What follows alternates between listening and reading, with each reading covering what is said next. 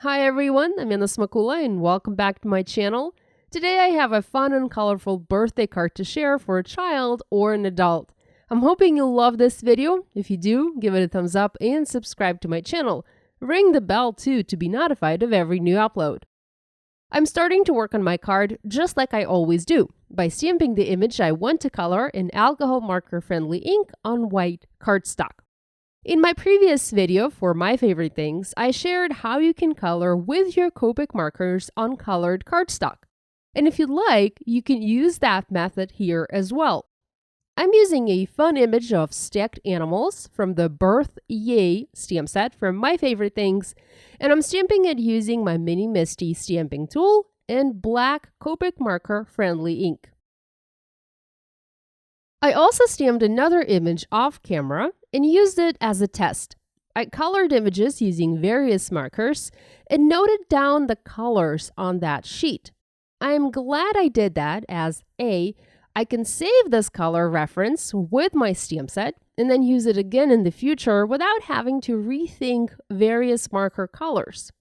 And B, I didn't like some of the color choices that I made, and seeing them on paper, on my test sheet, I was able to change them and use different colors on my actual coloring. I wanted this card to be filled with color, joy, and laughter, so I opted to use warm, soft colors for my project. I started coloring using pink markers and went with the RV13, RV11, RV10, and RV00 colors. I typically like to color with the darkest color, and then go to my medium, and then to the lightest. If needed, I go back to my medium and my darkest color to intensify the shadows. There are many different ways to color with alcohol markers. Some people like to start with the lightest color, meticulously blending each subsequent shade with it, and others start with the darkest color first. I am not the kind to overthink my coloring and stress about shadows and highlights. I like to color quickly without putting too much thought into it. As long as it turns out pretty in the end, it works for me. I also used same pink markers on a few other sections of this image, on the beak, wing and tail of the bird, and then on the frosting of the cupcake.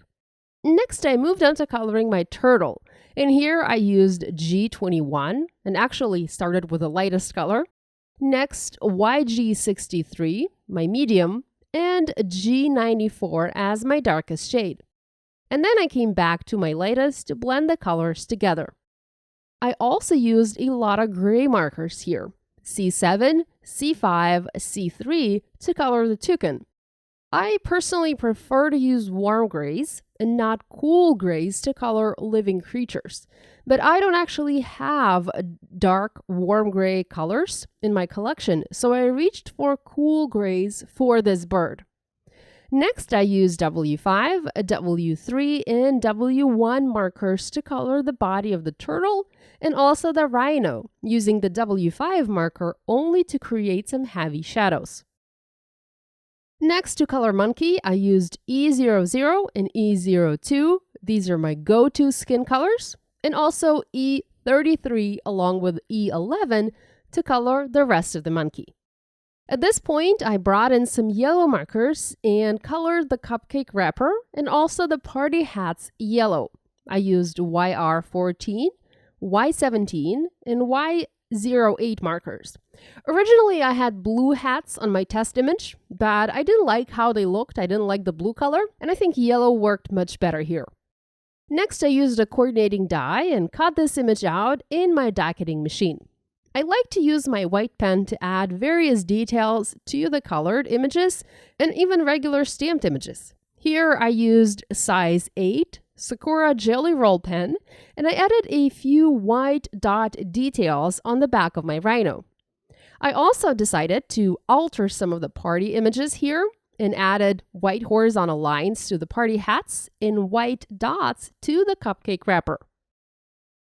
I also like to use the same white pen to fix any marker bleeding. It sometimes happens and my marker gets outside the stamped line. I just color over it with my white pen. You just need to make sure to wait for the marker to dry or it can eat up your pen. And finally, I like to color with a white pen over any tiny detail areas that got colored over with a marker. For example, the dots on the back of the turtle or the feet detail on my rhino. Since it's a party card, I felt it was appropriate to add some shimmer details to the balloon, and I also later added some to the toucan as well. With my focal point now ready, I moved into creating a background for my card. I wanted to do some simple yet colorful ink blending to support the colors that I use for my coloring. I picked several distress ink colors. It's been forever since I used them last, and you can use your distress oxide inks for this or other inks as well. You can even do a background like this using your markers or watercolors, whatever medium you like to use. Ink blending seemed like the easiest here. I used just 4 colors: picked raspberry, wild honey, tumbled glass, and peacock feathers. I feel like these are staple colors and will always give you beautiful results. I overlapped each color with the next one to create a section of orange in between the pink and yellow, and a section of green in between the yellow and blue. I set my background aside to let the inks dry as I wanted to do some heat embossing over them, and then I moved on to creating a secondary sentiment for this card.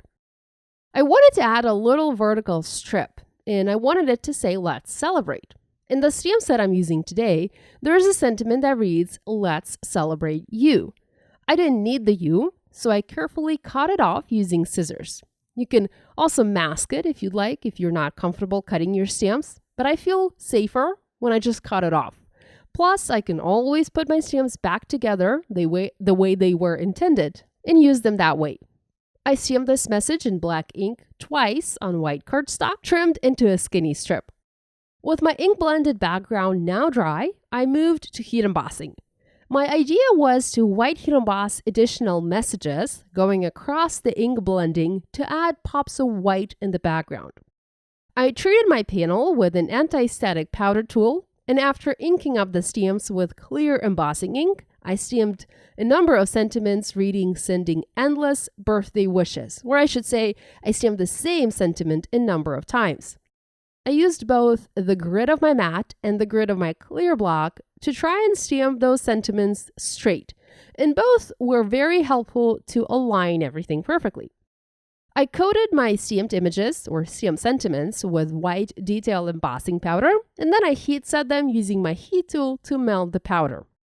Naturally, my panel warped a bit from all of the heat from the heat tool, so I opted to use a layer of fun foam to adhere it onto the card to flatten it up. I also used fun foam with adhesive on both sides and dug an identical stacked animal's shape from it to use as a foam adhesive layer to adhere my colored piece in place. I personally love to use this trick when I want to add dimension to my cards, but I don't want to use foam adhesive. I plan to send this card through the mail, and I don't want it to get squished in transit. I don't want to have any sagging areas, so using a solid layer of fun foam is very helpful. Here's that fun foam layer. This I just cut a touch smaller than the paper itself. After much deliberation about the element placement, I finally made up my mind and adhered it closer to the left. I also added that skinny strip sentiment and adhered my colored animals on top. One last step, I added a number of clear drops using Nuvo drops from Tonic Studios in Morning Dew. I hope you will give this idea a try. If you do, please share online and tag us on social media. We always love seeing what you guys are making.